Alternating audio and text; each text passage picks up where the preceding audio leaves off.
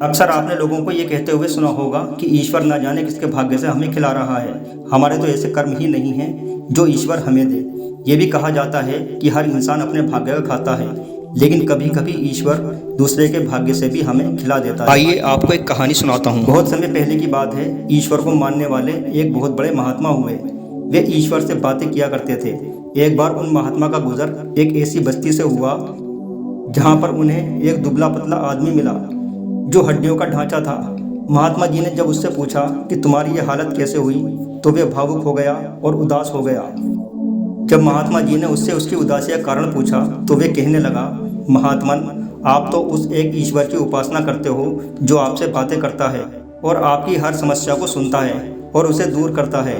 क्या आप ईश्वर तक मेरी एक बात पहुंचा सकते हैं? महात्मा जी ने कहा, कहो तुम्हारी क्या समस्या है, मैं अवश्य ही तुम्हारी बात ईश्वर तक पहुंचा दूंगा।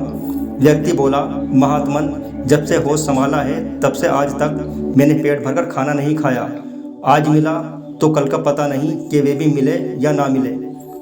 महात्मन, जब आप ईश्वर से मिलें तो कहना कि मेरे भाग्य में जितना भी अन्न है, जितना भी अनाज है, वे सब एक बार में ही मुझे दे दे, जिससे कि मैं एक दिन पेट भरकर खाना खा सकूं। महात्मा जी ने कहा, ठीक है, मैं तुम्हारी बात ईश्वर तक पहुंचा दूंगा।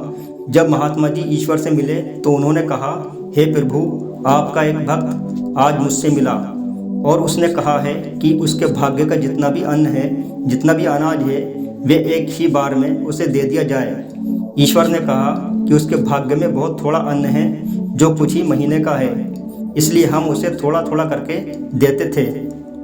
लेकिन जब तुम उसकी सिफारिश लेकर हमारे पास आए हो तो हम उसकी ये इच्छा भी पूरी कर देते हैं और उसे उसका जीवन भर का अन्न एक ही बार में दे देते हैं। कुछ वर्षों बाद जब महात्मा जी का गुजर फिर से उस बस्ती की तरफ हुआ तो वही व्यक्ति महात्मा जी को फिर से मिला।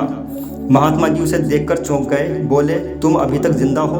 तुम्हारे भाग्य में तो बस महीने भर का ही अनाज बाकी था। व्यक्ति बोला, महात्मन, जब मुझे मेरे जीवन भर का अनाज एक ही बार में मिल गया तो मैं परेशान हो गया कि आखिर इतने सारे अनाज का मैं क्या करूं, इतने सारे अनाज को मैं कहाँ रखूं? इसके गलने सड़ने और ख़राब होने का भी डर था। इसीलिए मैंने गरीब लोगों को खिलाना शुरू कर दिया। अनाज कम तो क्या होता, बल्कि और ज़्यादा होता गया। जितना मैं लोगों को खिलाता उससे ज़्यादा रोज़ मुझे मिल जाता।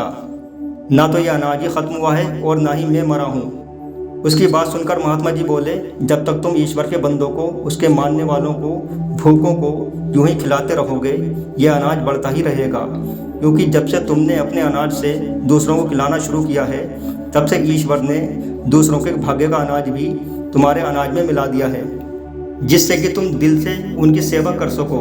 और जिस दिन तुमने गरीबों को देना बंद कर दिया और भूखों को खाना खिलाना छोड़ दिया, उस दिन तुम्हारे भाग्य का अन्न भी समाप्त हो जाएगा और वह दिन तुम्हारी ज़िंदगी का आखिरी दिन होगा।